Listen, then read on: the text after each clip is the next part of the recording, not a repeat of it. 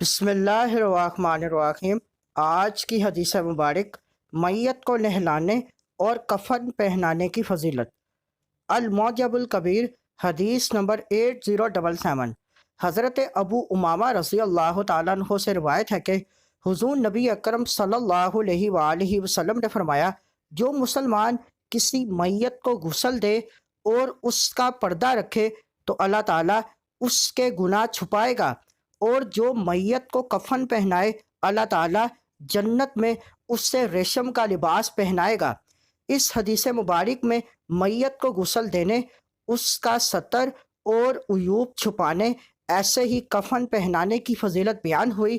علماء کرام نے فرمایا، میت کو نہلانے والے کے لیے سنت یہ ہے کہ اچھی بات دیکھے تو لوگوں کے سامنے بیان کر دے، کوئی عیب دیکھے تو اس سے لوگوں پر ظاہر نہ کرے، اور اگر فوت ہونے والا بد مذہب ہو تو لوگوں کو گمراہی سے بچانے کے لیے ظاہر ہونے والے عیوب کو بیان کرنا چاہیے۔